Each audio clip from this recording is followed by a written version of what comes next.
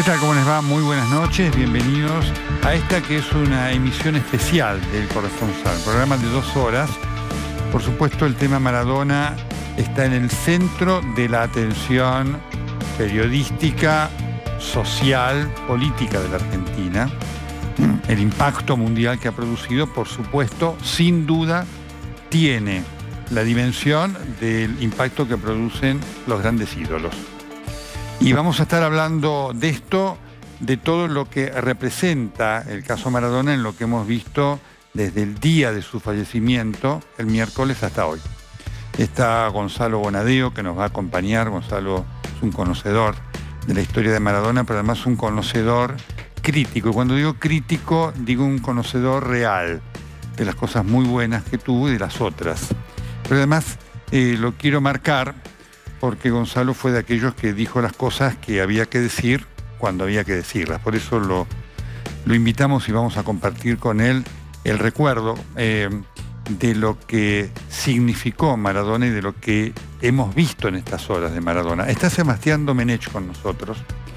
Hoy vamos a aportar, Sebastián va a aportar, lo acaba de traer, un documento muy importante. Va a ver usted un documento exclusivo muy importante que está en el expediente de la causa y que está motivando una serie de investigaciones sobre qué pasó, no solamente en esa mañana del miércoles, sino cómo era el control médico de Diego Armando Maradona, el desafortunado control médico que existió en estos días. Vamos a estar también con Dexter en Nápoles, porque por supuesto Nápoles es un centro de repercusión esencial. Es tan fenomenal lo que pasa allí como lo que pasa acá. Maradona para Nápoles fue también una deidad. Nápoles no solamente lo idolatró porque ganó con él títulos, sino porque ante las ofertas de irse a otros equipos, se recuerda el episodio de Berlusconi, que lo quería llevar al Milán, Maradona quiso quedarse en Nápoles. Así que vamos a estar hablando de todas estas cosas con información actual sobre lo que es la investigación de las últimas horas de Diego Armando Maradona. Y vamos a estar después, en la parte final del programa, hablando también de algo que forma parte de la realidad que nos circunda, que es la pandemia y la perspectiva y el desafío de la vacuna. Va a estar con nosotros el profesor doctor Eduardo López para decirnos cómo viene este tema de la vacuna ya en este tiempo en el cual la vacuna comienza a hacerse una realidad con la esperanza de que efectivamente nos permita viajar a la normalidad. Quiero, sí, compartir el editorial que tiene que ver con el uso político de lo que ha sucedido desde la muerte de Maradona. Me quiero valer de algo que precisamente Gonzalo Bonadeo dijo ese día, ese miércoles, en Telenoche, cuando dijo, estemos atentos por las cosas oscuras que pueden llegar a ocurrir en relación a todo el uso político de Diego Armando Maradona, en vida y en muerte. Y quiero comenzar con una anécdota, para que vean ustedes que esto que hemos visto no es nuevo en la Argentina, tampoco en el mundo, pero que en la Argentina tiene toda una asociación muy fuerte, principalmente con el peronismo. Si ha habido y hay un partido político, si es que hoy todavía existe como partido político el peronismo, pero digamos una estructura política que ha hecho del deporte a lo largo de toda su historia un uso político intenso, obsceno, es el peronismo. Voy a contar una anécdota que pocos saben. Algún memorioso de aquella época seguramente que sí. Cuando ganó el primer campeonato del mundo, Juan Manuel Fangio, en 1951, regresó al país en un momento también muy intenso de la Argentina. Él regresó al país el día 8 de noviembre de 1951. Era un jueves. El martes 6, Evita había sido operada del cáncer de cuello de útero que la llevaría lamentablemente a la muerte. Y el domingo 11 se votaba. votación en la cual por primera vez sufragó la mujer. Así que se estaba en plena campaña política. Fangio llegó al aeropuerto de Ezeiza y lo primero que hizo fue trasladarse al hospital de la Fundación Eva Perón, es el Hospital Presidente Perón, que está allí, todavía está el hospital, en la zona de Lanús Avellaneda, en donde Evita fue operada. Está la habitación y el quirófano y demás. Desde allí, Fangio se dirigió a la Casa de Gobierno y salió a los balcones, porque había una multitud que el peronismo había estimulado para recibirlo. Dijo pocas palabras, Fangio, y esas pocas palabras terminaron con una frase. Dijo Fangio: Perón y Evita son lo más grande que hay. Campaña electoral. A lo largo de toda la historia, el peronismo ha hecho ese uso, insisto, de una manera fenomenal. Por eso fue digno el gesto del presidente Raúl Alfonsín cuando recibió a los campeones del mundo de México 86. Y entonces las crónicas marcan que cuando llegó la selección argentina a la Casa de Gobierno, ahí iba a salir al balcón. Maradona inclusive le dijeron: pero usted no va a salir, y Alfonsín le dijo: no, esto es de ustedes. Eso es excepcional. Por lo tanto, fallecido Maradona, el gobierno no se iba a perder esta oportunidad de hacer de la figura de Maradona, del muerto, un uso político. Y lo hizo. Y como todo lo que hace este gobierno, le salió mal. Muy mal. Pudo haber sido una tragedia, pero no porque lo diga yo, lo dice gente del gobierno, que dice, pudo haber sido una tragedia.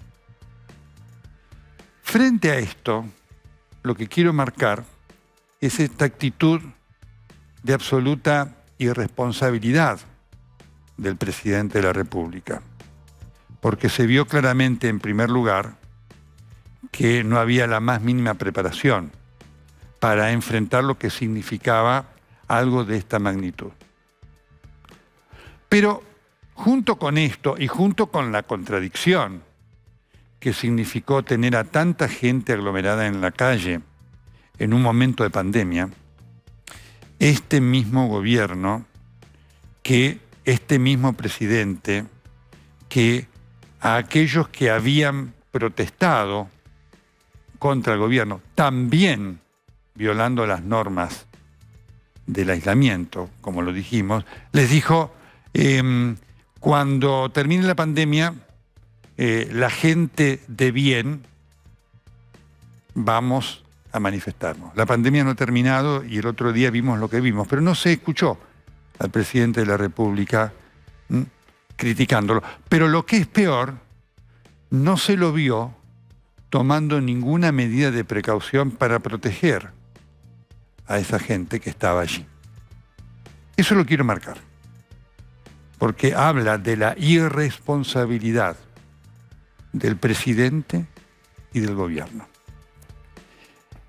Pero hubo más, porque también estuvo, en cuanto al uso político, lo que marcó la foto del presidente, la selfie, y la foto de Cristina Fernández de Kirchner, que además, acorde con su patología, Cristina Fernández de Kirchner es una persona que tiene una personalidad enfermiza, ya lo hemos dicho a lo largo de los años, quiso ser distinta. Y entonces ordenó que cuando ella estaba al lado del féretro, las puertas se cerraran. Ella tenía que estar sola. El centro de la atención era ella. Y eso fue lo que generó algunos de los episodios de descontrol en la Casa de Gobierno. Alguien del Instituto Patria dijo, textual, Maradona es pueblo, Cristina también es pueblo, ¿cómo no iba a estar ahí? Para que lo vean, ¿no? En cuanto a esta concepción del uso político del ídolo y de la muerte. El peronismo también tiene esta notable actitud, esta afinidad por el uso de la muerte. No solamente el uso de los ídolos políticos, sino el uso de la muerte. Está presente, ¿no?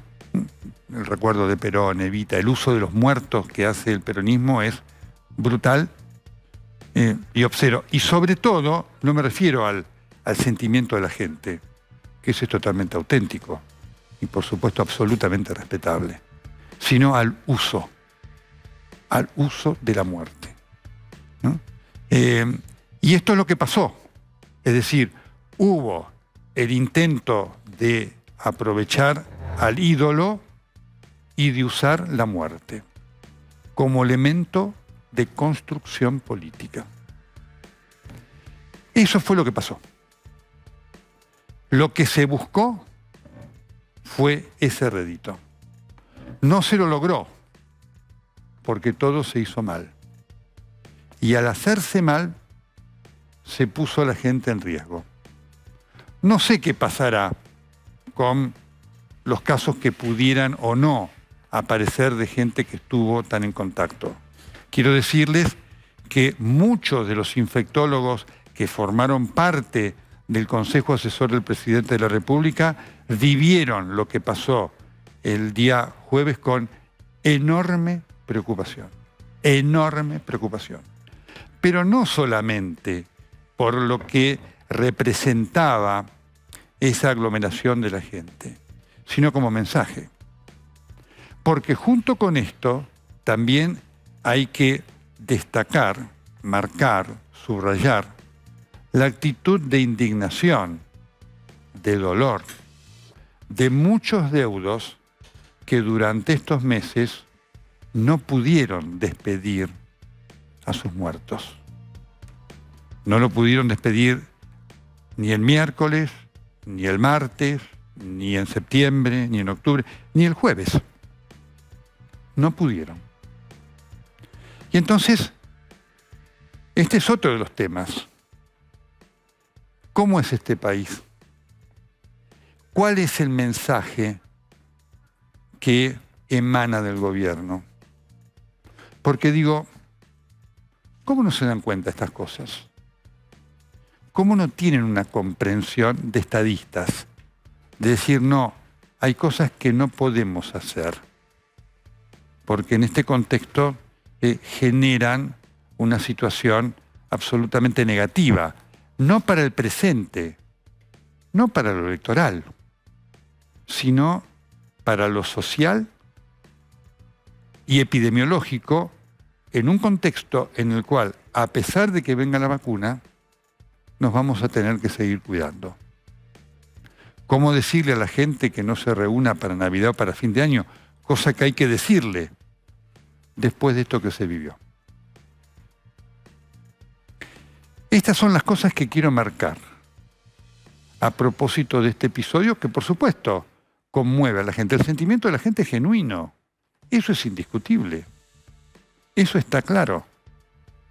Lo no genuino, lo obsceno, es el aprovechamiento del poder. Lo irresponsable es no saber que la situación exigía otro manejo, de otra estatura, de otra altura. Es la que no tiene el gobierno del presidente Alberto Fernández. Un presidente que claramente todos los días devalúa con sus hechos y sus palabras su autoridad. Es tan increíble esto, tan penoso, tan preocupante a futuro, ¿no? Tan notable su contradicción, la disputa que se generó con el gobierno de la Ciudad de Buenos Aires. Y esto no es para decir que el gobierno de la Ciudad de Buenos Aires haya estado mejor o peor, pero el hecho de querer confrontar con el gobierno de la Ciudad de Buenos Aires en un momento en el cual la realidad exige otras cosas, demuestra dos cosas de este gobierno. Primero, la mentira del presidente, que nos dijo, conmigo se terminó la grieta. Y después, los problemas internos que tiene este gobierno. Cuando usted busca fortaleza, exacerbando o queriendo poner en el centro del problema a su adversario, es porque todo lo que usted tiene es debilidad. Y esto es lo que preocupa del gobierno, porque además, cuando uno empieza a juntar los hechos, lo que se observa es que es un gobierno sin límites. Porque en el contexto de las exequias de Maradona pasaron cosas. Claro que pasaron cosas políticamente significativas que quedaron, obviamente, ¿no?, marginales en relación a la atención de la gente. Me hizo acordar mucho a lo que sucedió con el episodio del juez Ollarvide. El juez Ollarvide iba a ser condenado en juicio político y expulsado de su cargo, cosa que merecía. Ollarvide fue una vergüenza para la justicia. Lo digo porque se lo dije a él siendo juez, así que lo digo con esa tranquilidad. Pero el peronismo, del cual formaba parte Cristina Fernández de Kirchner, quería protegerlo, necesitaba protegerlo. ¿Qué aprovechó? El día que se decidía la suerte de Ollarvide fue el día que cayeron las Torres Gemelas. Nadie prestó atención a la sesión que hubo en el Senado y, por supuesto, el indulto a Ollarvide no generó ningún escándalo. Fue algo ignoto para ese momento. Lo mismo ocurrió en estos días. Ocurrieron dos cosas. Primero, el juez Alejo Ramos Padilla, un alfil muy importante en la justicia para buscar la impunidad de Cristina Fernández de Kirchner y sus secuaces, fue propuesto para ocupar el cargo de juez electoral en la provincia de Buenos Aires. Cargo muy importante, muy importante. Noticia que pasó absolutamente inadvertida. Y la otra, que ocurrió ayer, cuando todavía estábamos condolidos por el impacto del caso Maradona, fue que el Senado dio media sanción a la modificación del proceso por el cual se va a nombrar al procurador.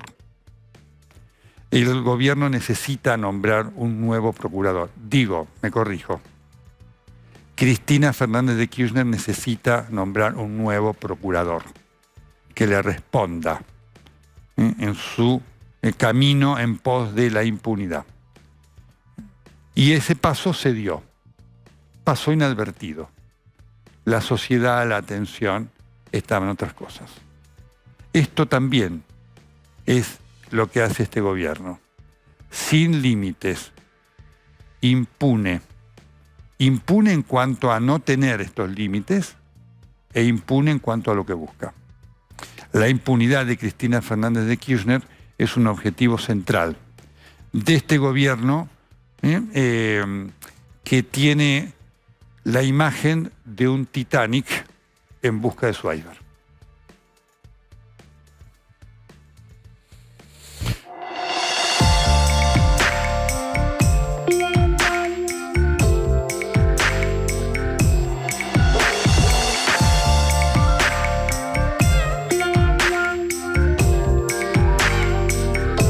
Bien, ya está con nosotros Gonzalo Bonadeo. Quiero decirle que está también Sebastián Domenech, que va a traer un documento muy importante que se va a mostrar aquí por primera vez de la causa Maradona, que permite explicar gran parte de lo que pasó en esa madrugada y mañana fatal para Diego Armando Maradona. ¿Qué tal, Gonzalo? ¿Cómo estás? Bien, bien, Nelson, bien. Miércoles, jueves, viernes, que hemos hablado prácticamente todos los días. Sí. Y lo primero y me acuerdo mucho tu apreciación del miércoles en Telenoche, que dijiste: yo espero que nadie quiera aprovechar esto para alguna cosa turbia. Lo dijiste y eso es lo que te da tu autenticidad. ¿Qué te dejaron estos 3, 4 días, al margen después de hablar de Maradona como tal? Bueno, ayer también hablamos y un poco lo definía como el proceso de Tupac Amaru, ¿no? Empieza el desguace de Diego, en distintos niveles. Es como si tuviera una autopsia permanente. Diego, y no me refiero al cuerpo nada más. Porque las cosas van a seguir pasando.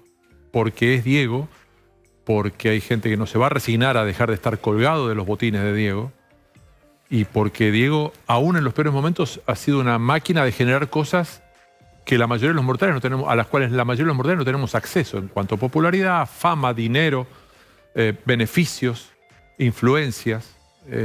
Creo que el único que no se dio cuenta del poder específico suyo era Diego. Por eso miraba al presuntamente poderoso como alguien relevante, ¿no? Y en realidad lo buscaban a él, básicamente. Pero tengo esa impresión, me da pena, claramente me da pena. Sobre todo porque en Diego y en este momento veo simbolizado a buena parte de la raza del deportista de alto rendimiento, que es desconsiderado especialmente en la Argentina. No se lo considera una pieza de la estructura cultural al deportista en Argentina.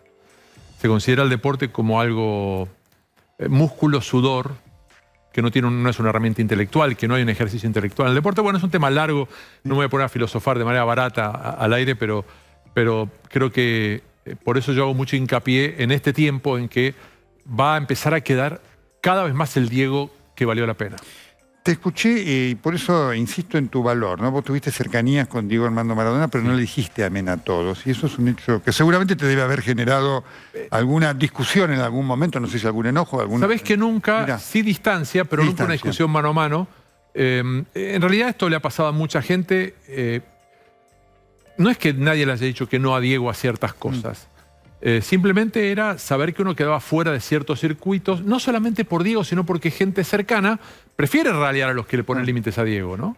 ¿Qué concepto tenía él del ídolo? Porque el ídolo genera todo, es un elemento importante que uno lo busca, sobre todo en el deporte y demás, como un faro positivo. ¿Él lo tenía eso o era algo que...? No. Él, para empezar, respecto de su condición de ser humano, idolatraba mucho al deportista en general, sobre todo al deportista argentino, y creo que ese vínculo de cierta simpatía tuvo que ver primero por su admiración por mi viejo Diego, y después por mi vínculo con esta cosa olímpica, que a Diego le fascinaba. Sí. Le fascinaba. Creo que Diego hubiera dado mucho por haber sido olímpico alguna vez en su vida. Entonces, él era un fanático, casi un cholulo de los deportistas, de las Leonas, de los Pumas, de Nalbandián, de Ginóbili. Los adoraba, les fascinaba. Pero por otro lado, y en esto yo coincido con su visión, él no midió... desde el deporte ser no sé cómo se diría en castellano, lo que en inglés es el role model, ¿no es cierto? Esa cosa que se le adjudica al deportista en lugar de adjudicárselo a otra gente que elegimos, porque nadie elige a Maradona. Sí elegimos diputados, senadores, gobernadores, presidentes, y esos deberían ser un ejemplo. El deportista necesita ser un ejemplo en su ámbito de laburo. Después, por supuesto, hay límites. El tema de las sanciones por doping, ciertas deslealtades. El deporte tiene sus códigos y sus reglas.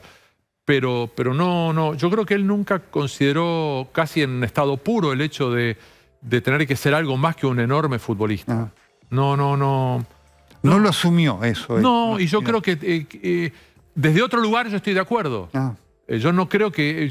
me parece ingrato poner al deportista eso que no ponemos en otra gente. Mira, te hablo del doping, sin ir más lejos, del consumo de drogas prohibidas, sean sociales o de alto rendimiento.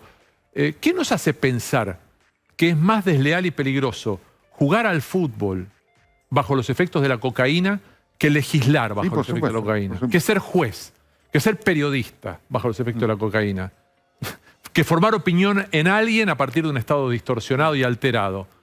La verdad que no le saco culpa al deportista, que además tiene sus reglas sobre el doping, pero como sociedad empecemos a ser un poco más amplios en esa visión, ¿no? Pongo otro enfoque sobre esto. Él era consciente del uso, que muchos se acercaban con él genuinamente.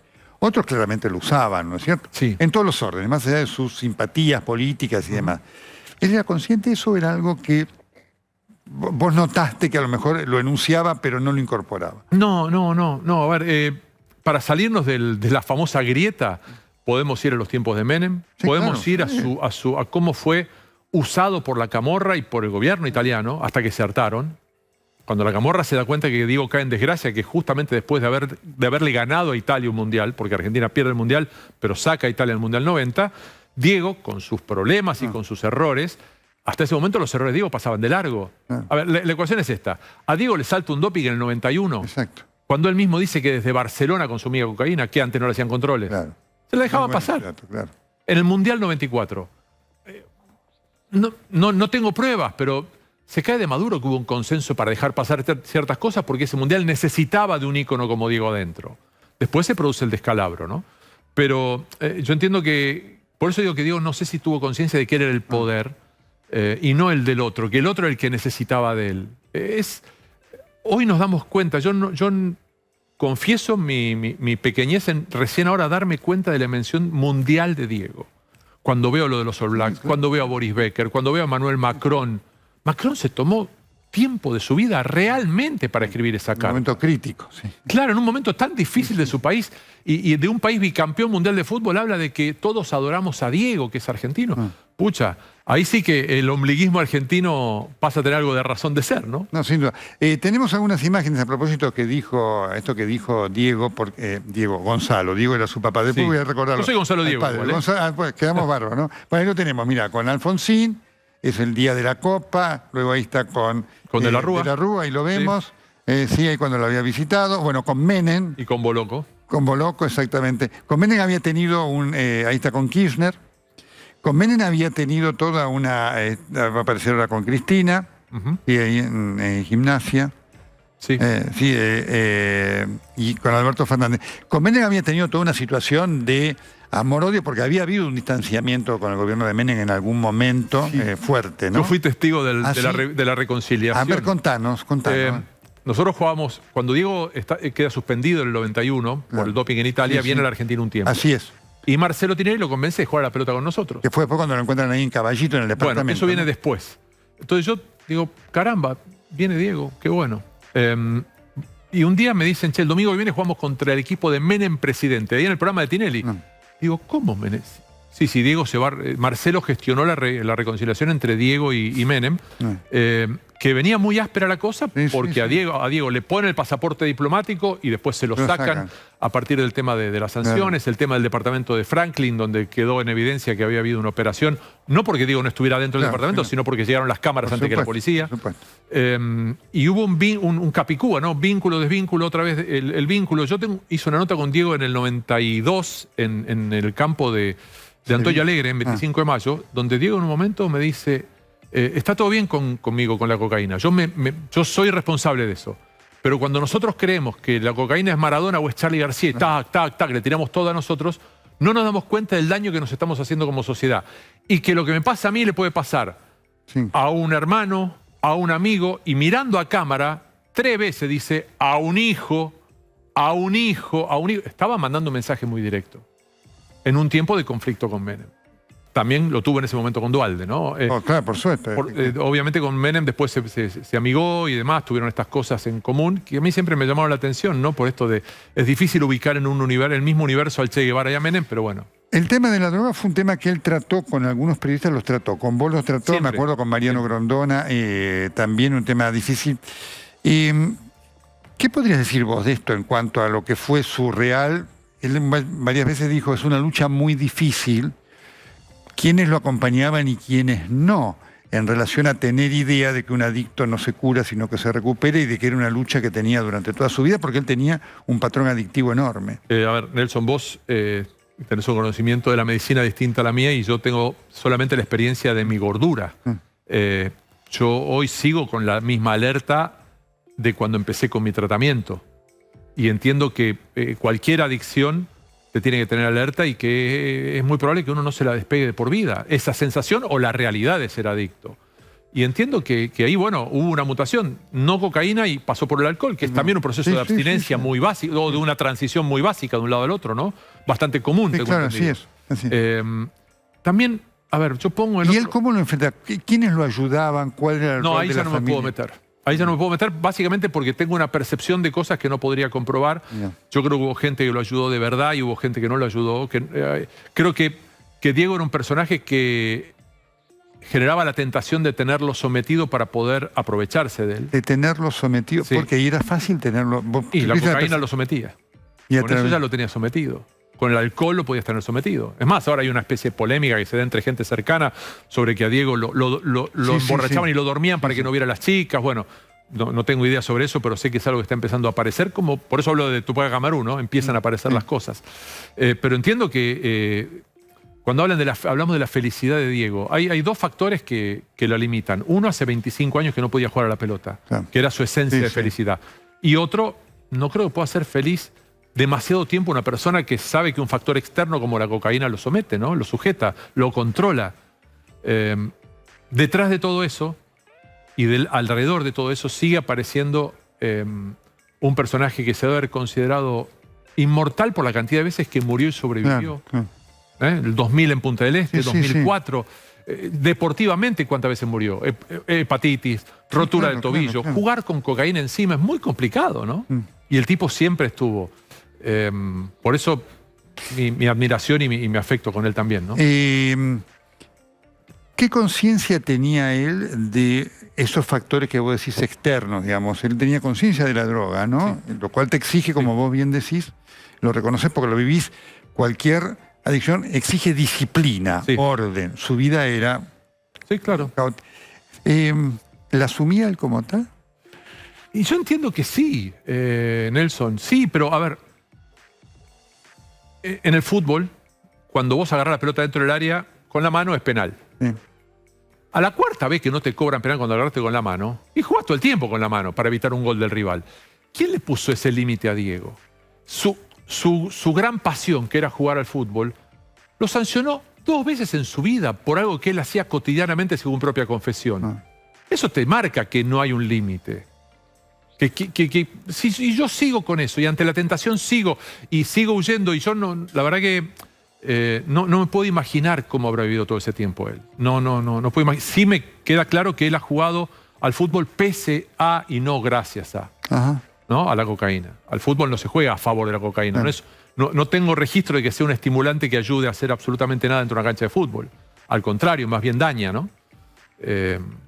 Por eso yo soy de la idea de que debería separarse en el antidoping las drogas sociales de las drogas de rendimiento deportivo, que no da lo mismo, claro, ¿no? Pero bueno, materia de otra charla, ¿no? El tema del doping es algo muy, muy complicado y muy raro dentro del deporte. Sin duda. ¿Pensás que el Mundial de 94 sí fue un episodio, no sé si limitante de su vida, pero crucial en cuanto a quitarle ese motor de ilusiones que él tenía? A mí me llamó mucho la atención. Me sorprendió, me dio mucha tristeza lo que pasó, porque además tiene una cercanía. Fue el momento de más cercanía que tuve con él en ese entonces. Yo había estado en La Pampa antes del Mundial, donde él estaba entrenándose en Nelson. Se entrenaba corriendo entre los maizales. Le habían ofrecido Palacios para hacer la previa del Mundial y él eligió un campo en el cual no pudimos quedarnos nosotros con el equipo que fuimos a trabajar porque no daba el termotanque para más de 2 duchas.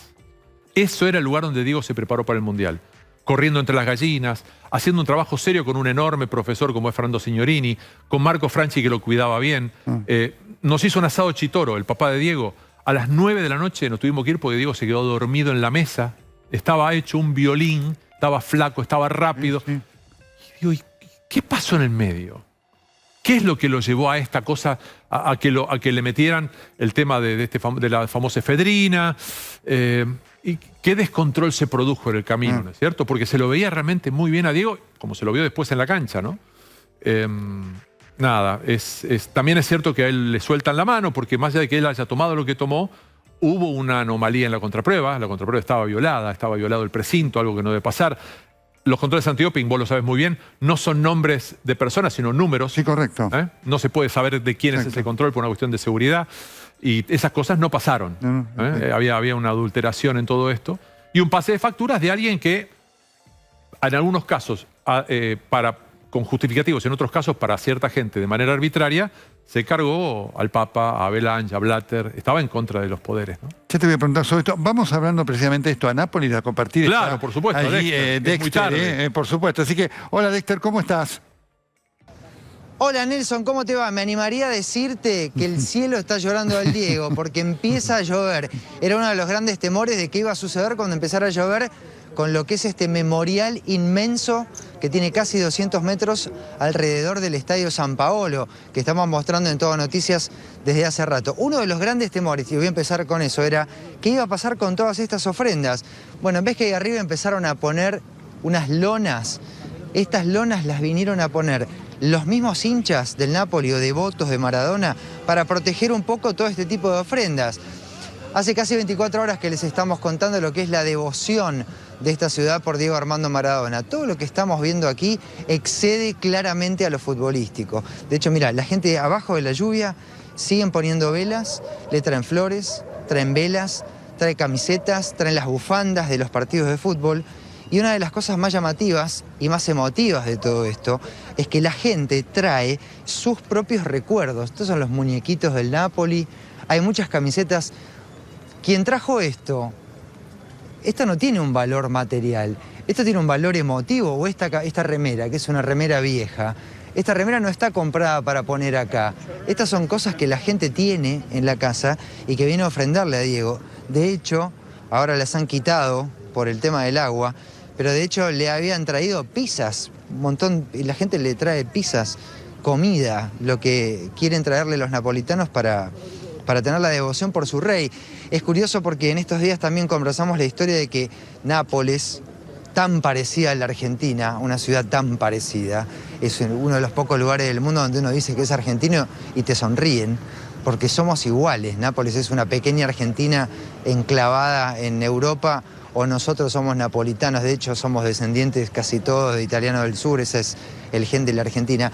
Hay un ida y vuelta, y Nápoles es una ciudad que en su fuero más íntimo no se siente italiana. En los papeles sí, en su fuero más íntimo no se siente en parte de esa Italia clásica que puede ser Milán o Roma. Se sienten algo distinto. Es una ciudad que cuando ha tenido reyes ha sido por imposición. El único rey de Nápoles ha sido Diego Armando Maradona y así lo demuestran ellos. Y ahí atrás, el San Paolo, yo podría decirte, Nelson, hoy el ex San Paolo, porque esto me lo decía el taxista que me trajo ayer cuando bajé del aeropuerto y le pedí, por favor, en tosco italiano, llévame hasta el San Paolo. Me dijo, ¿querés ir al estadio Diego Armando Maradona? Me sacó argentino, inmediato. ¿Querés ir al estadio Diego Armando Maradona? Una ciudad muy religiosa, muy devota de la religión, que ha optado por cambiarle el nombre a este estadio. Faltan algunos papeles nada más, faltan algunos papelitos para eso, pero el pueblo de Nápoles ha decidido que ese estadio se llame Diego Armando Maradona.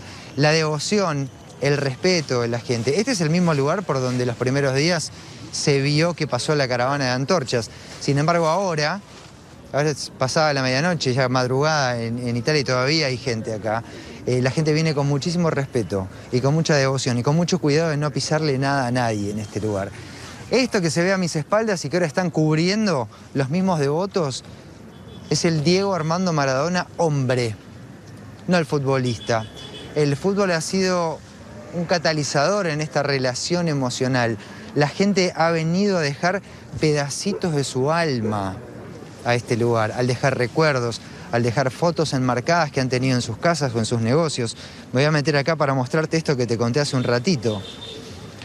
Una pizza. La pizza napolitana es patrimonio de la humanidad.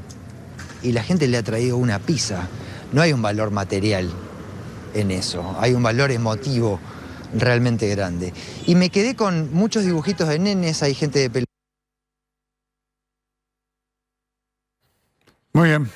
Ahí lo teníamos a Dexter, algún problema de comunicación recién que nos lo quitó del aire, pero esta es algo impactante. Lo que fue Nápoles, por supuesto, en cuanto a él, y obviamente la actitud que él tuvo, ¿no?, de renunciar a contratos cuando Berlusconi lo quería llevar, es Exacto. Algo que marcó a fuego, ¿no? Sí, y además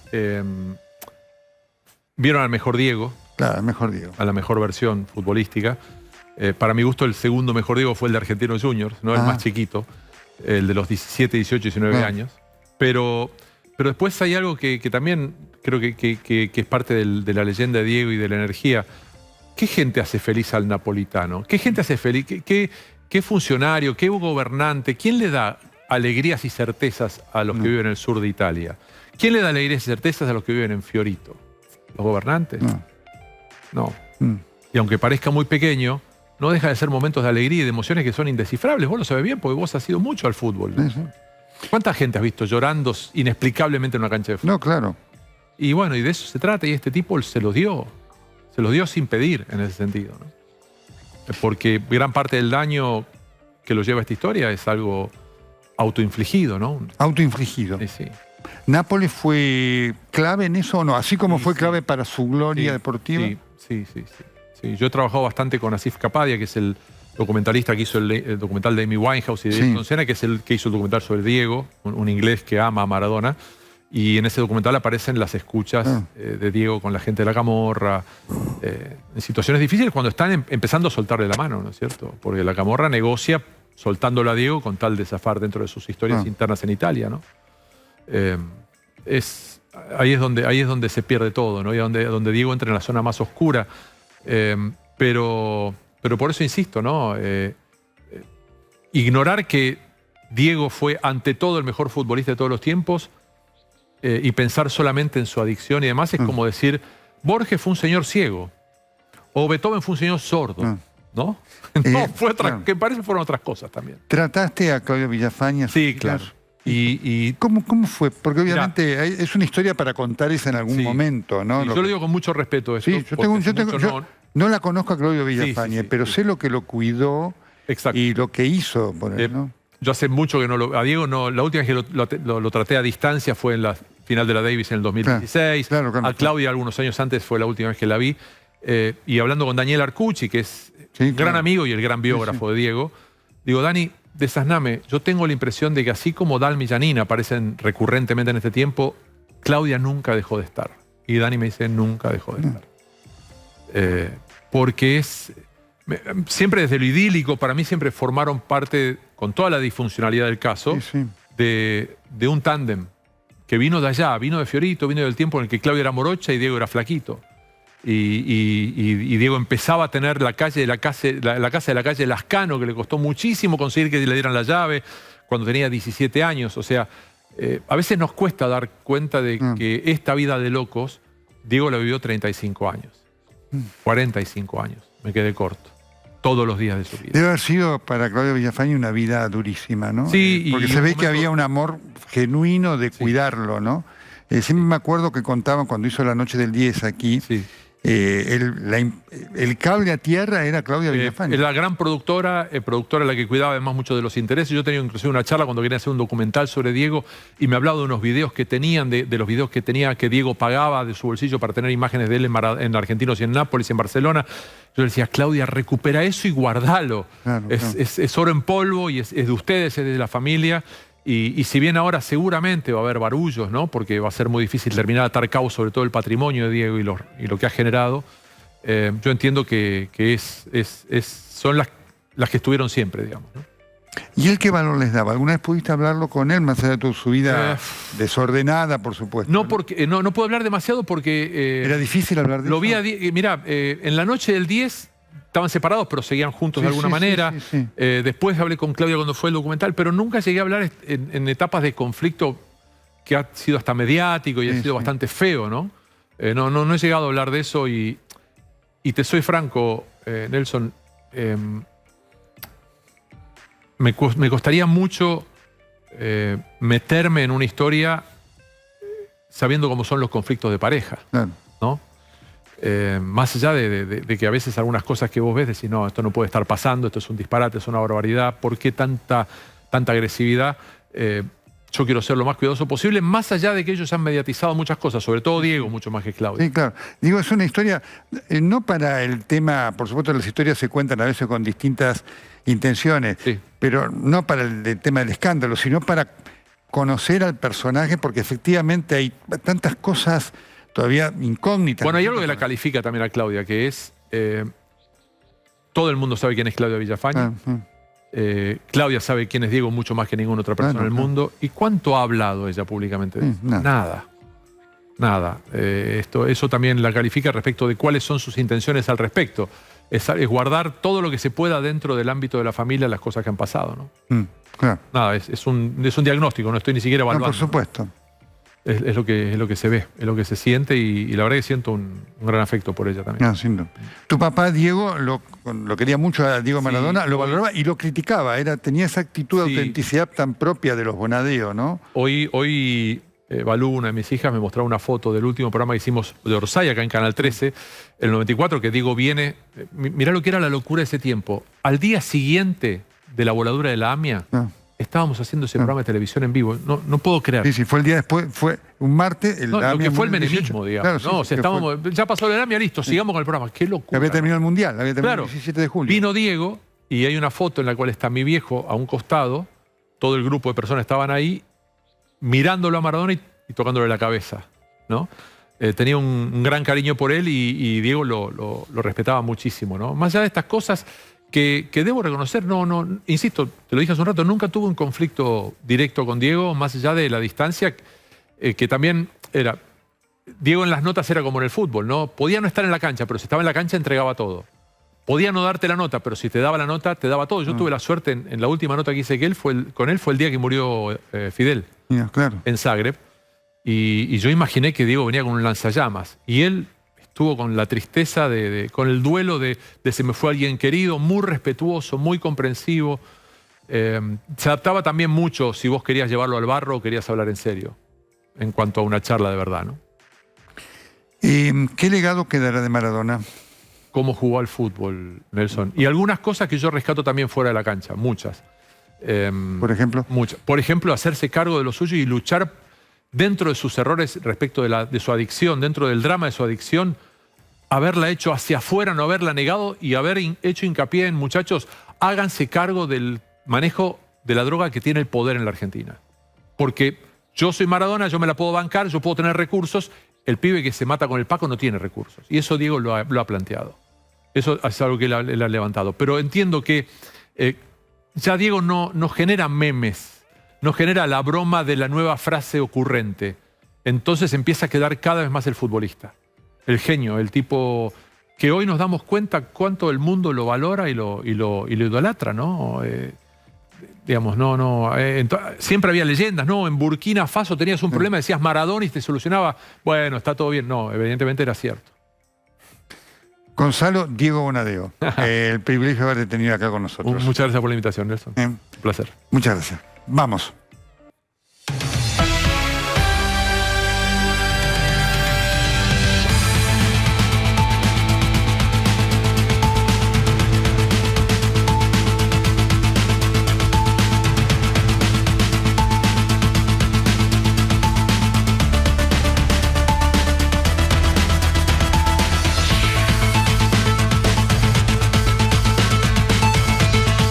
Vamos a Montevideo urgente, hay mucha preocupación sobre el estado de salud del expresidente Tabaré Vázquez.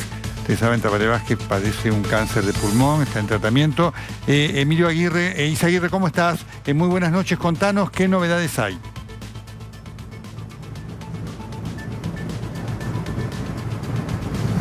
¿Qué tal, Nelson? El gusto de saludarte a ti y a toda Argentina. Es estable el estado de salud del expresidente de la República, Tabaré Vázquez, dentro del cuadro complejo que enfrenta, como bien decías tú, a raíz de un cáncer de pulmón desde agosto del año 2019. Aún estaba en funciones el doctor Vázquez cuando anunció en conferencia de prensa que enfrentaba cáncer de pulmón y por lo tanto eso lo ha llevado a distintos tratamientos que viene realizando hasta el día de hoy. Sin embargo, esta semana la novedad fue que hizo una trombosis en su pierna izquierda, en su miembro inferior izquierdo, hecho que agudizó su estado de salud y en las últimas horas había pasado por alguna situación un poco más compleja. Sin embargo, nosotros pudimos hablar con la familia en la mañana de hoy. Acaba de finalizar, por ejemplo, la última visita médica de la noche. Está con internación domiciliaria, está estable, está bien dentro del cuadro complejo que tiene. Esto lo señaló su hijo Álvaro Vázquez, que también es médico,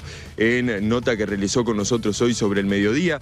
El doctor Vázquez se levantó a la mañana, desayunó, dialogó con sus allegados y por supuesto con parte de sus familiares. Lo mismo lo hizo a primera hora de la tarde y según nos indicaron ahora pasó por la revisación médica típica de una internación domiciliaria. Cuando hablamos de una internación domiciliaria señalamos que recibe por ejemplo visita médica 2 o 3 veces por día y además enfermeros lo visitan continuamente para realizar distintos tipos de chequeos y confirmar justamente que su estado de salud se mantenga estable, que fue lo que reiteró reiteró en varias oportunidades su hijo.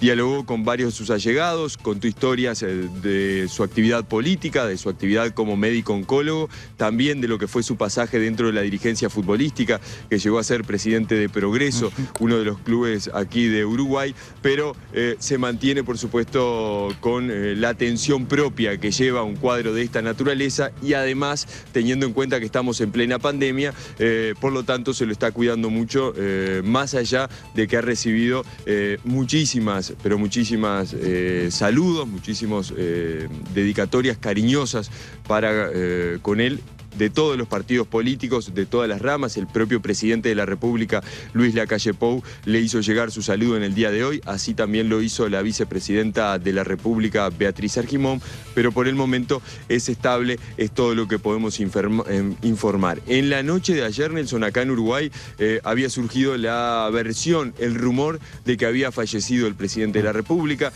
eso generó, el expresidente de la República, perdón, eso generó muchísimo movimiento, ya sea a través de redes sociales, como en la propia casa del expresidente en el barrio Prado de Montevideo. Sin embargo, eso fue desmentido en el mediodía de hoy por su propio hijo, y según la información que tenemos nosotros, hace minutos nada más, finalizado esta revisación médica por parte del equipo que estaba presente aquí en su casa, todo se mantiene incambiable, sigue estable el expresidente de Uruguay. Emilio, muchísimas gracias por este informe tan completo y tan importante en un día muy cargado de rumores sobre la salud del expresidente Tabaré Vázquez. Muchísimas gracias.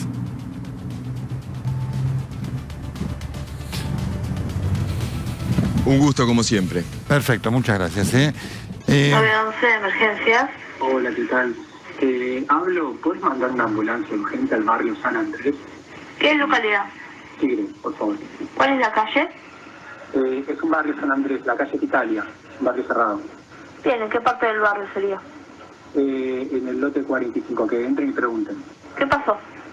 Hay una persona que se encuentra aparentemente, me dicen a mí, en paro cardiorrespiratorio, médicos asistiéndolo. ¿Es un hombre o una mujer? Un hombre. ¿Sabe la edad más o menos? 60 años aproximadamente. Bueno, ¿tenía su nombre y apellido? Leopoldo Luque. Bien, corto informe, ¿sí? Gracias, chao. Bueno, muy bien. Sebastián Domenech, ¿cómo estás? Nelson, ¿cómo va?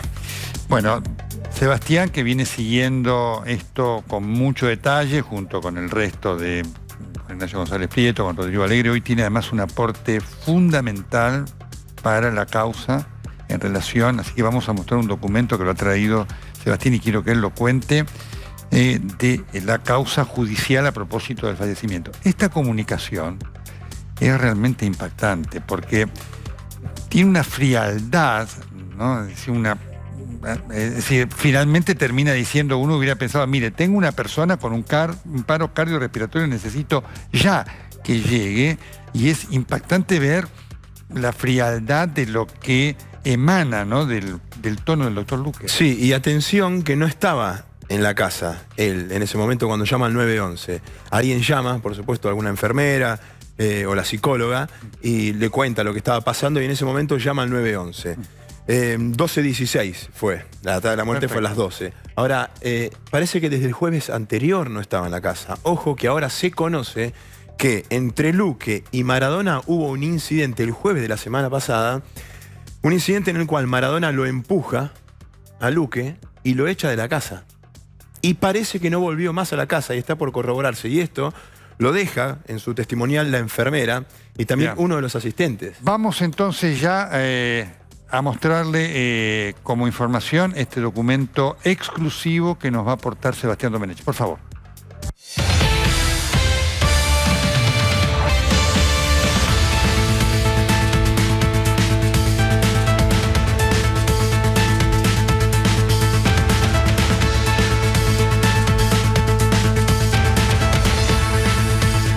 Documento de enorme importancia que estamos mostrando y quiero que Sebastián nos cuente de qué se trata. Se trata de un informe manuscrito y firmado por ella directamente por Gisela, Diana Gisela Madrid, que es la enfermera que toma su cargo directamente a las 6:30 de la mañana.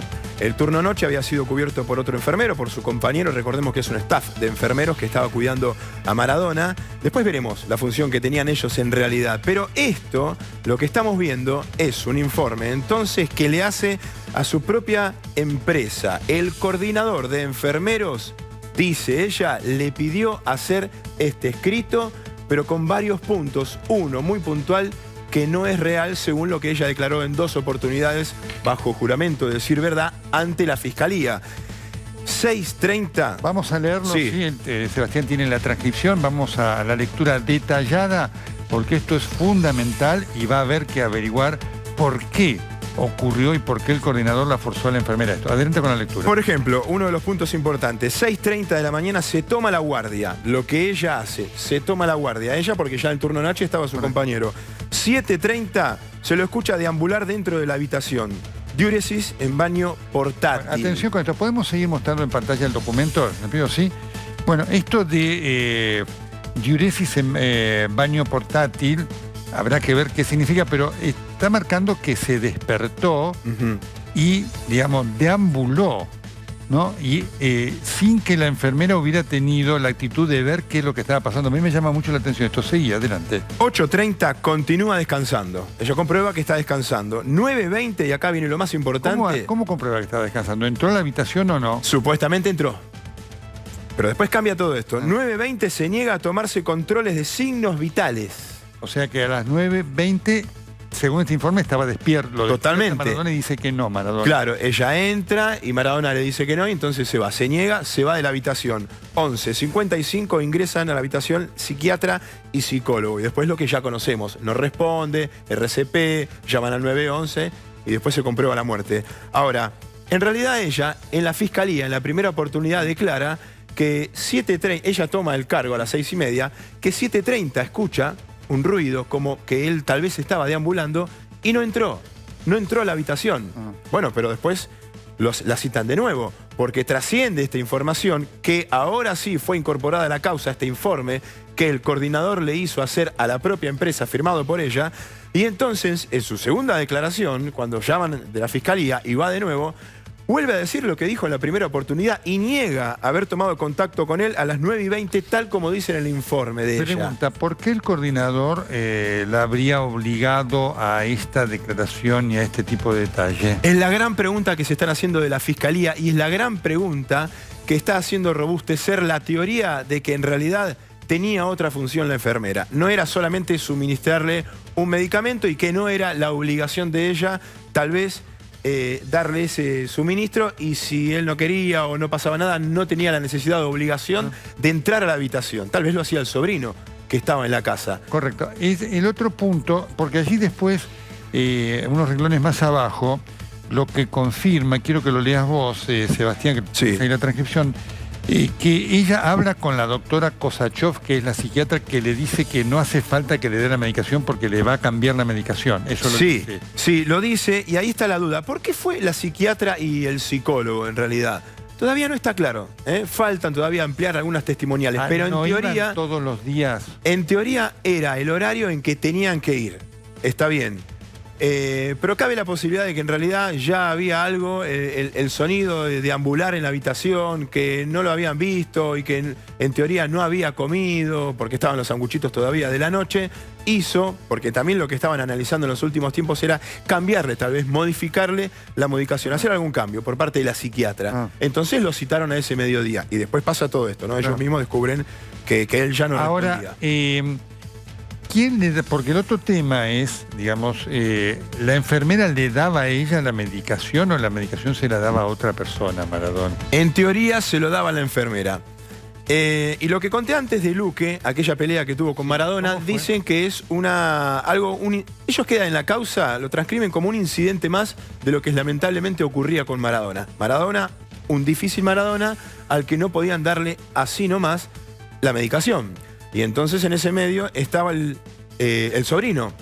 Entre las enfermeras, que eran las encargadas de darle la medicación, y Maradona, estaba el sobrino, es un familiar. Y era tal vez el hombre que de confianza lograba de alguna manera entrar a la habitación de Diego y darle la medicación. Era difícil para ellas darle la medicación. Y entonces, por eso también, cuando miente en ese informe, dice algo que para ellos era normal. Se niega a tomarse los controles y se va de la habitación. Ahora, la medicación, Sí. porque este es un punto muy importante. Sí. Se la daba el sobrino en presencia de los enfermeros, ellos eran testigos de que efectivamente tomaba la medicación, o sobre esto no hay ningún detalle o certeza. No hay ningún detalle, se supone que el sobrino era el que entraba a la habitación, pero todo monitoreado por el enfermero de turno, en este caso. ¿El enfermero también entraba a la habitación o entraba solamente? Porque eso es muy importante. No porque- entraba a la habitación el enfermero. Entonces, ¿qué constancia tenía el enfermero? Totalmente. de que tomaba la Y ahí es donde medicación? caemos de nuevo. ¿Y qué era esto?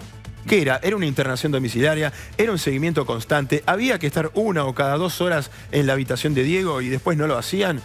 ¿O esto era lo que habían organizado en base a la personalidad de Diego y hacían lo que podían y por eso la psiquiatra iba a modificar un poco la medicación? Pero además, este hecho de este día donde no se tomaban los controles, Sí. ¿fue de este día o fue de los otros días también? No, era una situación que se repetía constantemente. Se repetía. Sí, y era muy difícil, por eso esto del incidente del jueves pasado, por eso de poner 9:20 no se quiso tomar los controles y me fui, era algo que caía como normal en un Ese es un informe. dato nuevo que Sí. no se conocía también. Sí. O sea, no había, esto no fue excepcional, era No. una cosa habitual. No, por eso estaba el sobrino también. El sobrino ayudaba mucho a que todo se apaciguara y que era un hombre que intermediario y ayudaba mucho al equipo de enfermeros. ¿Quién fue? Porque obviamente, y esto el otro día lo hablábamos porque las internaciones domiciliarias existen. Bueno, Sí. ustedes lo acaban de escuchar, el doctor Tabaré Vázquez está con una internación domiciliaria y está con equipos médicos que lo visitan 2 o 3 veces por día, con enfermeros y demás. Digamos, ¿quién fue el que organizó esto, que no era una internación domiciliaria, sino era cualquier otra cosa? Pero ¿quién fue el responsable de esto? Yo te diría la versión oficial y formal por ahora de la Fiscalía es, lo estamos investigando. Ahora yo te digo, bajo la lupa está Luque. Ajá.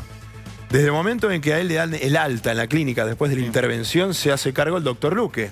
Obviamente la familia, Maradona mismo, que él no quería, la decisión de él era volver a casa. Sí, sí, sí. Después uno analizará si estaba en condiciones de hacerlo o no. Y legalmente, ¿qué significa todo esto para Luque?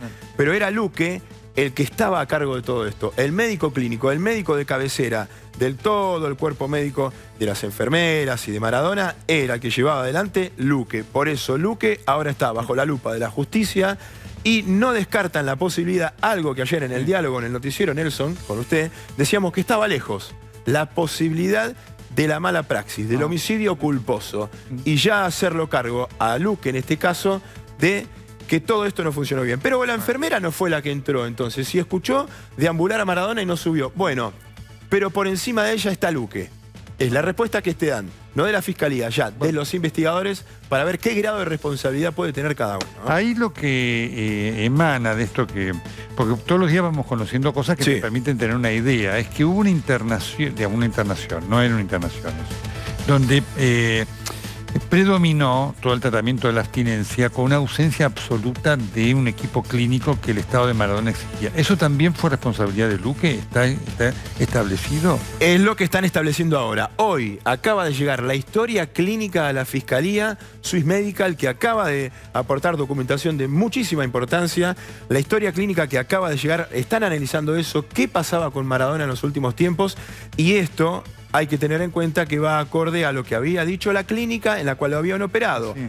No recomendamos que se vaya a su casa, necesita su internación, monitoreo constante. Esto puede generar detenciones porque algún rumor estuvo yendo por ahí. Puede generar allanamientos, puede generar detenciones. Yo creo que faltan días para esto, pero se viene un fin de semana. Hoy ya es sábado, mañana un No. domingo bastante agitado. La Fiscalía está trabajando hoy, a esta hora, intensamente. En estos momentos están en la Fiscalía. Porque estos hechos, en este entorno Sí. de Maradona, donde realmente cuesta saber quién es quién, donde Sí. todos son, por lo menos generan interrogante, esto en principio daría la razón a la queja del doctor Morla, cuando Sí. él dice que Maradona no estaba adecuadamente cuidado. Y uno pensaba en una interna Sí, entre claro. Morla y Luque. Bueno, puede haberla, pero esto pero sí- se agarra de esto.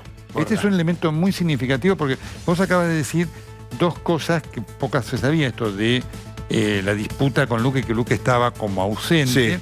Sí. Y este hecho de que la falta de controles no ocurrió solamente el día del fallecimiento, sino que habría ocurrido otros días. Sí, y yo imagino que aquella discusión tenía que ver con un Luque tratando de que todo esto se cumpla y un Maradona resistiéndose al constante asedio de, entre comillas, ¿no? De los enfermeros, de la medicación, de la psiquiatra que iba a controlarlo. Un Maradona difícil, obviamente. Por supuesto. Y entonces ahí la discusión, andate, el empujón, y él no tuvo más que irse. Pero después, bueno, de alguna manera con ese llamado trata de hacerse cargo, ¿no? No, todo esto Luque lo consignó, porque obviamente un paciente difícil es un paciente difícil. Cuando vos tenés que luchar contra alguien que además, si está en sus facultades, esto se habrá evaluado, ¿no es cierto?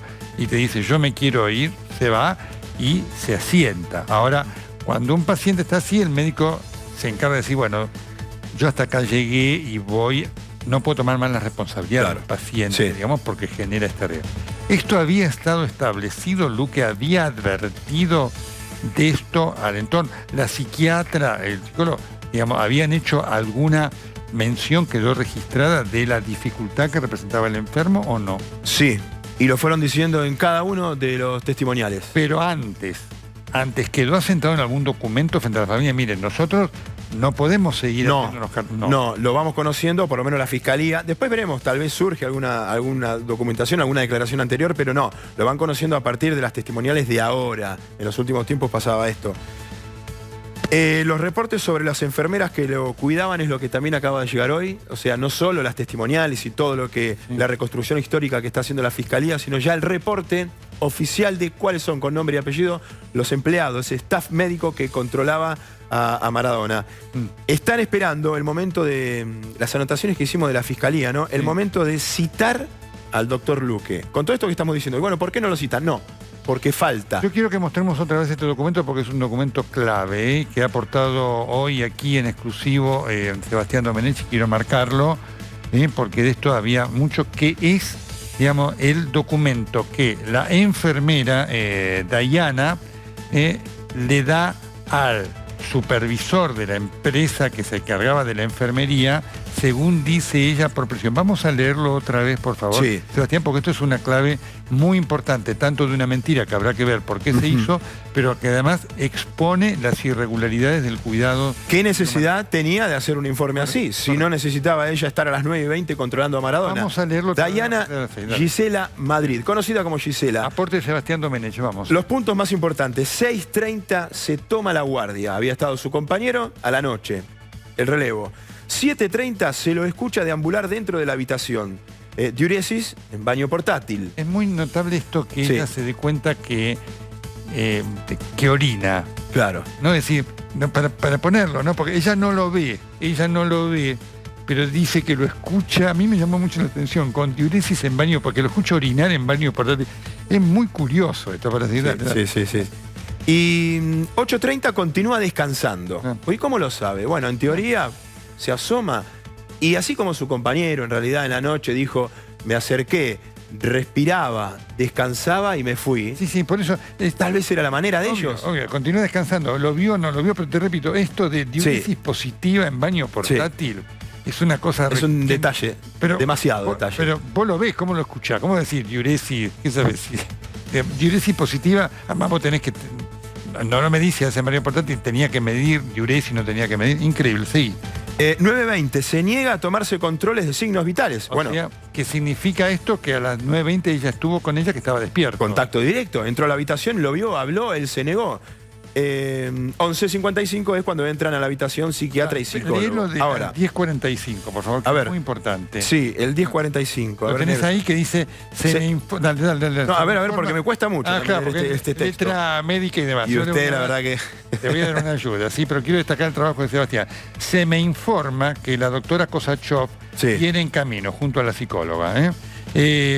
Dicho esto, no refiere esperar para la medicación, ya que modificará la misma, ¿no es cierto? Es decir, ella le habla a la psiquiatra y la psiquiatra le dice que con el psicólogo vienen en camino y le dice, no le dé la medicación porque se la vamos a modificar. Lo que decíamos, ¿no? Estaban por modificarle la medicación. Dale, después tenés 11:55. Sí, la doctora Kosachov modifica la medicación, claro, se prepara, se la entrega y se ingresa a la habitación del paciente con la psicóloga, Carlos, ¿no? Sí. Tras varios intentos de llamarlo, el paciente no responde.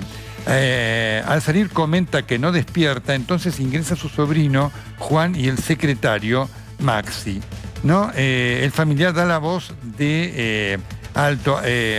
está inconsciente. Ahora, a mí me Todo esto está bien, el final. Sí, ahora a mí me llama la atención. Y yo, por supuesto, no quiero juzgar a nadie, sino describo, ¿no? La actitud me... Vos ves un paciente que no se despierta, además, vos lo tocás para ver, digamos, por supuesto, un paciente es decir, nadie pensó que Maradona se podía morir. Fíjate vos que es una... Porque decís, bueno, a pesar que dicen que se hacía el dormido y demás, le tomás el pulso Claro. a alguien que no viene controlándose desde hace horas, qué sé yo, ¿no es cierto? Es decir, cuando no se... Para hacerse el dormido que no despierte al cachetazo y demás es muy difícil. Me resulta increíble que no le haya tomado el pulso, auscultado y demás para ver si estaba vivo, ¿no? Y como decía, ¿no? Esos preciosos minutos de la mañana que tal vez podrían haber salvado a Maradona. ¿Es un abandono de persona esto? Eso, no. No, está No, establecido. claramente no. Porque es la gran pregunta, ¿no? Por ahora no, en realidad. El abandono de personas siempre el ejemplo que te dan en la fiscalía es imaginarse un accidente o en el medio del desierto, le ocasionás una lesión gravísima a alguien y te vas. Sí. Pero había otras personas para asistir a Maradona en ese momento. Más allá de la actitud repudiable que uno puede imaginar, ¿no? De alguien. Abandono no hubo, No. una mala atención. Sí, y de ahí vas al homicidio culposo, a la mala praxis. Claro. Entonces, bueno, ¿de quién? Sí. ¿De la enfermera? Y bueno, sí, no, porque en realidad está Luque a cargo de todo esto. ¿Y quién había organizado todo esto? Por eso en un momento se dijo, no hay que achacarle nada a la enfermera porque no era obligación de ella hacerle los controles, sí, al momento de la medicación. Pero, ¿qué era? ¿Una internación finalmente Eso cómo está. domiciliaria? Ustedes saben que las causas de mala praxis son tres, ¿no? Negligencia, Sí. impericia o dolo, ¿no? Claro. El dolo es delictivo, la negligencia es porque alguien no cumplió una orden bien y demás, e impericia porque la hizo pero no tenía el entrenamiento para hacerla adecuadamente. No, realmente, ¿no? Así que por acá, dolo no sé si ahora, pero la negligencia está por Sí, ahí. está, claro que sí, porque es un movimiento en el cual si escuchan deambular a Maradona en la condición en la que estaba, primero ese es el primer punto, el de las 7:30. Después no sé si era común ver la cena de Maradona, la famosa Monona, la cocinera que le había hecho los sanguchitos, y a las 7:30 seguía ahí. No se había alimentado en toda la noche. Esa es una normalidad. El alta, ¿quién lo firmó? ¿Lo firmó la familia? Las Sí, hijas? ahí también hay un tema que todavía están tratando de establecer, pero es el que se hace cargo Luque de todo esto. Ya desconozco bien la cuestión legal de firma la familia, quién de la familia, primero saber eso, pero Luque es el que se hace cargo, ahí obviamente la clínica queda deslindada de toda responsabilidad, pero es el médico de cabecera, el médico clínico, Luque, el que se hace cargo de esta situación médica y el que él decide, vamos al domicilio. Soy descriptivo de esto, ¿no? Cometió un error el doctor Luque. Sí. Maradona no era... Porque además la clínica, vos lo dijiste, la clínica había, y esto es así, la clínica había dicho, no está para irse a una casa, está para irse a una institución. Le había dado 2 nombres de instituciones recomendadas. Por supuesto que es muy difícil un paciente cuando no quiere, digamos, obviamente internarlo. Pero si el entorno familiar tampoco ayuda, para eso se hace doblemente difícil, ¿no? Sí, y la pregunta es, ¿quién es el entorno familiar en ese momento de Maradona? Eso es lo que nosotros no, y la Fiscalía tampoco lo puede responder ahora o no lo quiere responder, pero ¿cuál era el entorno familiar? ¿Quién era? ¿Con quién era? Porque Morla también estaba en el medio, ahí. Y ahí estaba el encontronazo con Luque, que ya se venía. Pero bueno, en definitiva, todo apunta ahora a Luque. Básicamente por la figura de médico, el que estaba a cargo de toda esta situación. Por eso todavía no lo citaron a declarar. Están esperando el momento justo. Ojo que no sea una citación, una indagatoria, Mirá vos. por una acusación. No, indagatoria es cuando hay una sospecha de delito. Sí. Ahí era Johnny, que era el sobrino, y Maxi, que son Sí. los que dan el alerta. Claro. ¿No? Realmente. Porque el otro tema, además, que se ve es, al margen de la falta del desfibrilador y demás, la falta de personal con entrenamiento adecuado, por eso tienen que llamar al cirujano. Al porque vecino. Obviamente, tal vez la psiquiatra no tenía el entrenamiento para realizar Claro. una RCP con incluso... Porque vos ahí realizás un paciente con un paro cardíaco, vos en un lugar de internación, internado, primero lo que hubiera ocurrido que no hubiera pasado todo este tiempo sin que Claro. lo quiera, ¿no? Porque hubiera sido imposible que Maradona quedara encerrado como los días anteriores durante horas, porque hubiera sido motivo de, primero, observación permanente y segundo, de rigor en la medicación, ¿no? Y obviamente hubiera habido, medicación, a pesar de que le dieron ahí adrenalina, atropina, hay que ver cuándo se la dieron, y además para tratar al paciente de sacarlo del paro cardíaco, y sin duda de haber habido un desfibrilador, le hubieran intentado hacer un intento, ¿no es cierto?, con el desfibrilador, aun cuando era un corazón muy difícil, porque la miocardiopatía dilatada es muy difícil, es muy deteriorante el corazón. Un corazón que Rodri Alegre el otro día nos contaba con ese detalle de que pesaba el doble de un corazón normal a su edad. Sí, dilatada, una miocardiopatía dilatada, el problema que tiene es que hace el corazón insuficiente, por eso él tenía la insuficiencia cardíaca, y tiene capacidad menor de reaccionar frente al desfibrilador. Pero, obviamente, esto en el momento vos no lo sabés, pues en el momento tenés que darle todos los elementos que allí no había, ¿no es cierto?, para darle una chance más. Y otra cosa para aclarar, que ayer también había una confusión. No encontraron medicamentos, en realidad, en la mesita de luz, en la habitación de él. Porque se habló de la adrenalina y todo eso, bueno, pero son los elementos que utilizaron las personas de emergencia que llegaron. No encontraron ninguna medicina ahí, no estaba a la mano, al alcance de Diego. Sí, la medicina no estaba al alcance de él. Pero ahora que se viene, el miércoles en La Plata, en la Policía Científica, comienzan ya los trabajos de los estudios complementarios. Bueno, los tejidos, los resultados de los histopatológicos, los hisopados que hicieron en su momento. ¿Qué pasaba? ¿Qué tenía Maradona en sangre? ¿Cuánta medicación? ¿De qué tipo de medicación había consumido? Bueno, todo eso es importante para establecer justamente los últimos minutos y el consumo de las drogas, en este caso medicamentos, para Maradona. No, por supuesto, era un paciente psiquiátrico importante, estaba en una abstinencia, esto hay que tenerlo en cuenta. Una abstinencia es muy difícil de tratar. Y muchas de las conductas que se describen de él son compatibles con la abstinencia, ¿no? La irascibilidad, el enojo, los cambios de conducta, la habilidad de decidir de la euforia, la agresividad, la depresión, son todas cosas que forman parte del crudo pasaje por la abstinencia hasta que te recuperas de una adicción. Así que un investigador hoy me decía, en un asalto, en un hecho de robo, sabés el hecho y después buscás al ladrón, está prófugo. Acá sabemos quiénes son los protagonistas, por lo menos en el entorno es quiénes pueden ser los protagonistas, pero no sabemos si cometieron un delito o no. Y tal vez es lo más difícil en este momento. Bueno, lo que hacen es recibir testimoniales. Todavía faltan un par, pero ya las más importantes están. ¿Para qué? Para la reconstrucción histórica. Bueno, ¿para qué? Para el orden cronológico y a partir de eso empezar a buscar la documentación. Ahora, por eso llegó la foto de la ambulancia, por eso llegaron las antenas telefónicas que van a determinar realmente los horarios. Ahí el tema es, no sé la Fiscalía qué piensa, porque lo que este documento que vos mostraste, que vamos a volver a leer otra vez en sus partes fundamentales, que es muy importante, es que los controles no eran buenos. ¿Eso qué responsabilidad legal genera? ¿Te lo han dicho los fiscales o todavía lo tienen en estudio? Todavía está en estudio, no saben todavía. La Fiscalía te dice que no saben realmente si esto era una internación domiciliaria, si esto realmente era que... No está claro. No está claro. Por eso, claro, porque Luque no... Pero ahí la responsabilidad es de Luque, claramente. Sí, todo lo que se sabe hasta ahora es... Por eso dije, hoy llegó la historia clínica. Correcto. Lo que se sabe es a partir de la testimonial de los enfermeros. Claro. Y del entorno, de los que estaban ahí en la casa. La psiquiatra era la psiquiatra habitual que tenía él, ¿no es cierto? Sí, y el psicólogo. ¿Y ellos ya declararon? Declararon todos. ¿Y ellos qué dijeron? ¿Que estaba en internación domiciliaria o no? No. Que solamente ellos iban de manera periódica, que en este caso era para cambiar un poco la medicación, para modificarla, y que en realidad las enfermeras estaban para suministrar esa medicación psiquiátrica. Que no la suministraban. Claro.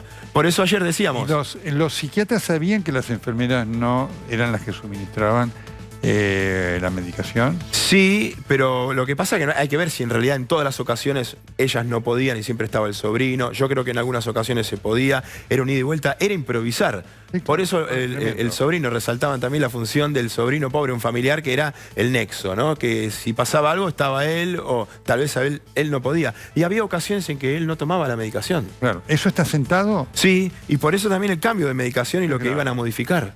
Bueno, eso es... ¿Cómo se hace? Eso es un elemento, una irregularidad fuerte, ¿no? Sí, porque obviamente da idea de que allí había... Ese no era el lugar para que Maradona estuviera. Totalmente.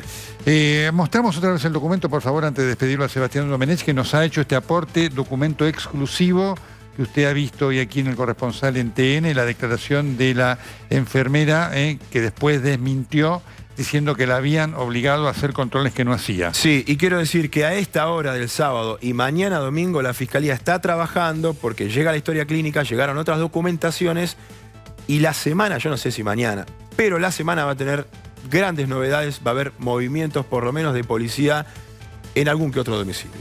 Está clarísimo eso. Sebastián Domenech, muchas gracias. Muchas gracias a ustedes. Excelente trabajo. Muy bien.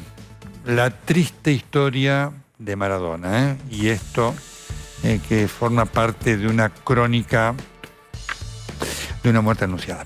Bien, por supuesto que en medio de todo este impacto que ha producido la muerte de Diego Armando Maradona siguen ocurriendo otras cosas.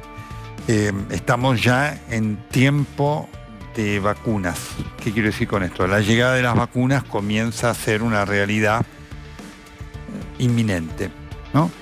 Ayer tuvimos el nuevo anuncio hecho por el presidente de la República, muy desprolijo, además muy desprolijo, marcando que se terminaba el tiempo del aislamiento, salvo en algunos lugares, y se pasaba al tiempo de distanciamiento. Pero están llegando las vacunas. Se informó que va a haber vacuna rusa en la República Argentina, con todo lo que falta saber de la vacuna rusa. Y hubo un incidente con la vacuna de AstraZeneca que obligó a AstraZeneca a postergar su lanzamiento de producción. Mientras se está esperando en los Estados Unidos el 10 de diciembre que la FDA, que es el análogo de la MAT, es la Food and Drug Administration, autorice a la vacuna de Pfizer para comenzar a vacunar. Lo mismo en Europa. En Europa hay 7 vacunas en consideración. Ninguna de ellas es la vacuna rusa. Bien, para hablar de todas estas cosas y de lo que viene, lo tengo ya con enorme gusto al profesor doctor Eduardo López, que durante todo este tiempo nos ha venido ilustrando con tanta claridad. ¿Qué tal, profesor? ¿Cómo le va? Muy buenas noches.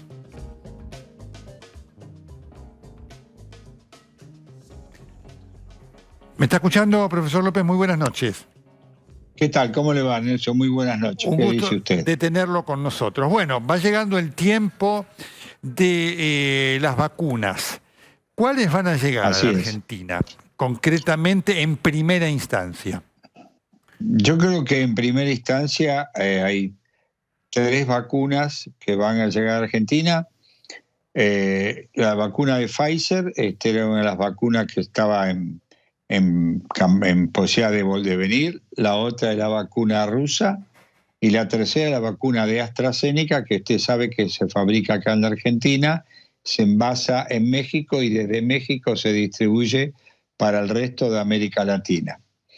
A su vez, Argentina ha entrado en el programa COVAX, que es un programa que generó la OMS, en el cual uno paga por adelantado un número determinado de vacunas. Yo tengo la sensación que con la vacuna de AstraZeneca vamos a tener algún tipo de retraso, porque el fenómeno que ocurrió con AstraZeneca fue bastante, diríamos, poco feliz, digamos, pongamos en esa frase, ¿no? Usted sabe, el estudio de AstraZeneca se hizo básicamente en 2 países, que fue Inglaterra y Brasil. En Inglaterra, por un error de cargada de la dosis, en 2.700 y algo más de personas, se vacunó con media dosis en la primera dosis y con la dosis entera en la segunda dosis. En Brasil y en el resto de Inglaterra se vacunó con 2 dosis completas. Cuando tuvieron alrededor de 11.000 y pico de voluntarios, el comité independiente evaluó y vio que la vacuna tiene una eficacia de 62%. Que es una eficacia bastante más baja si usted lo compara con Pfizer, Moderna e incluso lo de la vacuna rusa. Y lo que vieron, que los individuos que usaron media dosis y después dosis completa, tuvieron una eficacia de un 90%. Cuando juntaron todos los datos dijeron la eficacia es 70%. Pero es un fenómeno paradojal, ¿no? De lo que pasó. Si uso menos dosis y tengo mejor eficacia. Así que ahí yo creo que la vacuna AstraZeneca va a haber que hacer. Algunos consideran de que van a tener que hacer nuevos estudios para ver si realmente esto es cierto, con lo cual se va a retrasar, o hacer un estudio con media dosis completa, con mayor cantidad de individuos, a ver si se sostiene. que sí que es una vacuna que a nosotros nos ha generado un tema porque se iban a comprar 22 millones de dosis, la clara. Efectivamente. Exacto. Profesor López, Entonces, es muy importante lo que usted explicó. Así que AstraZeneca ahí hay una complicación, pero esto demuestra la importancia de conocer documentación. Le cuento lo que a mí me viene pasando con la vacuna rusa. Yo no he encontrado en las revistas científicas, salvo un artículo muy crítico de The Lancet hace 2 semanas, ninguna información. O sea, usted, que además es un especialista, por supuesto, ¿ustedes han encontrado esa información, doctor, profesor? no, todas las publicaciones que hay de la vacuna rusa es de la fase 2, que fue con 76 individuos, que es para una fase 2 es aceptable. Es un número bajo, pero aceptable. Ahora, ¿cuál es el tema que hay? Que en ese estudio hicieron un estudio de corte de poco tiempo, de 42 días nada más, y no incorporaron, por una causa que no la puedo explicar, no incorporaron a mujeres. Que lo lógico en toda fase hay que incorporar a ambos géneros. Ahora, también es cierto que tanto Moderna, Pfizer, como la vacuna rusa, no tienen publicado un solo dato de la fase 3, que es la fase con gran cantidad de voluntarios, o sea, 20.000, 15.000, 30.000. Con lo cual, diríamos, todas las vacunas están dadas por el análisis que se llama interino, o sea, hay un comité que estudia parte de las 30.000 y hace una liberación de prensa, hace una información a la prensa que pasa esto. Esto no es publicación científica. Ahora, usted con esos datos, de ahí viene su observación muy oportuna, es congelada nada más que 5 días en la heladera. ¿No? En cambio, la vacuna rusa que va a venir en esta etapa va a llegar a temperatura de freezer común, de menos 20, con lo cual es más fácil de poder ser utilizada. Ahora, si usted me diría a mí, yo como diría, buscar una preclasificación en la OMS, que eso es muy probable. No creo que la pida para Estados Unidos y no estoy seguro que la pida para la EMEA. Creo que para la OMS sí. Y le explico por qué. Porque si no tiene un preclasificación de la OMS, es muy difícil que los países periféricos la aprueben. Si no, establecieron que con 50% de eficacia o más iban a aprobar la vacuna. Es decir, que la de AstraZeneca, aún con el 70%, podría ser aprobado. Ahora, esa es la vacuna más barata, porque la vacuna moderna son más de $30 la dosis y la vacuna rusa es $9, están entre 60 o 65 años para arriba. Y en segundo lugar, el personal esencial, obviamente, y en tercer lugar, las comorbilidades. Ahora, la estrategia de vacunar 4 millones de dosis por mes va a requerir una logística muy fuerte, en el cual, en ese sentido, el Ministerio de Salud está trabajando muy fuerte en esto. Y en segundo lugar, hay que tener en cuenta esto, porque tenemos todas vacunas de 2 dosis, en el cual a usted se le solapa la segunda dosis cuando usted está empezando también a seguir vacunando en el segundo mes con la primera dosis, ¿no? Con lo cual es un verdadero esfuerzo. Yo creo que las escuelas van a tener un rol fundamental como lugar. Diríamos, yo, por ejemplo, si las vacunas de Pfizer estuvieran disponibles, yo creo que son las vacunas ideales para el personal de salud. Usted me va a decir, ¿por qué? Primero, porque los personas de salud trabajan en hospitales o en centros de salud, donde hay mucha gente con experiencia desde el punto de vista de aplicación de vacuna, porque la logística es fácil, porque hay ultra freezer de menos 70 en casi todos los hospitales, con lo cual ese grupo, diríamos, es muy fácil vacunarlo, diríamos, no hay poca logística, porque básicamente Pfizer tiene unos containers que duran horas con hielo seco transportando la vacuna de un país a otro sin ningún problema. Así que esa es una vacuna para Argentina, quizás para el personal de salud es una buena vacuna como arranque, me refiero, ¿no? El resto, bueno, habrá que discutir un poco en función de las posibilidades, porque ninguna vacuna va a venir con las 20 millones de dosis, Nelson, Van a venir escalonadas, ¿no? O sea, usted va a tener que ir vacunando en forma escalonada en función de la provisión, ¿no? Clarísimo. Clarísimo, profesor López. Como siempre, no puedo terminar sin hacerle la consulta porque el episodio de la multitud despidiendo a Maradona, sin duda en el medio de la pandemia ha generado muchísima inquietud en relación a lo que representa como mensaje para la gente, a la cual todavía hay que recomendarle el aislamiento, el distanciamiento, y como riesgo futuro en cuanto a la posibilidad de contagios, ¿no? Mire, creo que fue un hecho desafortunado porque realmente uno vio una enorme multitud, si bien fue al aire libre, muchos sin barbijo, pero a su vez mucha gente aglutinada, prácticamente sin ningún distanciamiento social, cantando, gritando, con lo cual la chance o la posibilidad de que hubo ahí riesgo de contagio, esto no hay ninguna duda y esto lo aceptan inclusive todo el mundo. Por lo tanto, habrá que esperar, y esperemos que esto no suceda en los próximos 14 días, si aparece algún aumento del número de casos. Yo le quiero comentar en esto, ¿por qué digo que es un hecho desafortunado? Porque el AMBA está bajando muchísimo el número de casos. Hoy en todo el país hubo 6.000 casos y prácticamente en la ciudad de Buenos Aires tuvo alrededor de 200 casos. O sea, hay un descenso importante en este aspecto. Las provincias que más tuvieron casos fueron Santa Fe y Córdoba hoy. Por supuesto, provincia de Buenos Aires, pero cuando usted analiza por número de habitantes es mucho más bajo.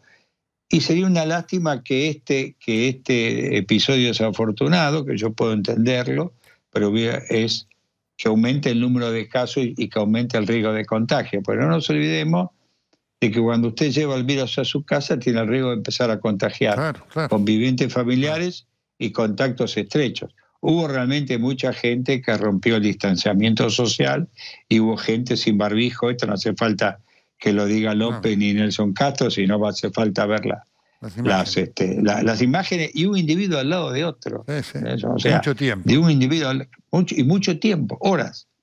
Entonces, esto no es bueno y esperemos que por ahí este hecho desafortunado no genere un aumento del número de casos, ¿no? Profesor Eduardo López, como siempre, el privilegio de tenerlo con nosotros. Valoramos tanto su claridad y su capacidad didáctica. Muchísimas gracias. Sí, déjeme agregar un pequeño pensamiento muy breve. Cuidémonos en el verano, porque no sea que el verano sea la hipoteca que se pague en otoño e invierno, como pasó en Europa. En el verano todo el mundo se relajó, no hay más casos, y usted ve lo que pasó con Europa, donde el segundo brote fue de mayor intensidad que el primero. Así que en ese aspecto les pido a la gente que cumplan, sigan manteniendo el uso de barbijo, el distanciamiento social y evitar las reuniones con aglomeración de gente, ¿no? Para evitar que nuestro segundo brote, si viene, lo podamos mitigar en la mayor posibilidad posible, ¿no? Muchísimas gracias. De mucha importancia esto, que lo vamos a tener muy presente a lo largo del verano, en donde vamos a contar con su palabra varias veces, porque aquí vamos a estar siguiendo con muchísima atención la vacunación y la necesidad de cuidarnos. Profesor López, muchas gracias. Nuestro respeto de siempre.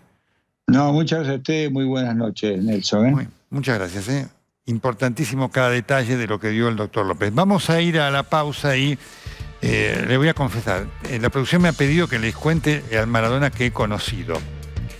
Después de la pausa algo les cuento. Bueno, el anecdotario hizo que la producción me pidiera para el final del programa este segmento del Maradona que yo conocí, que me generó muchas preguntas a partir de la aparición de esta foto, que recuerdo, la verdad que no sé quién la tenía. Es una foto del año 1977. Yo trabajaba como periodista deportivo en Radio Argentina, en el equipo de Gillo Arangio, con Oscar Gañete Blasco, gente extraordinaria. Y allí, jugando en Argentinos Juniors, lo entrevisté a Maradona. Y yo estuve también aquel día que le hizo los 4 goles a Gatti. Y después, a lo largo de mi carrera como periodista deportivo, que se extendió hasta el año 83, lo entrevisté varias veces a Maradona en Argentinos Juniors y cuando estuvo en Boca.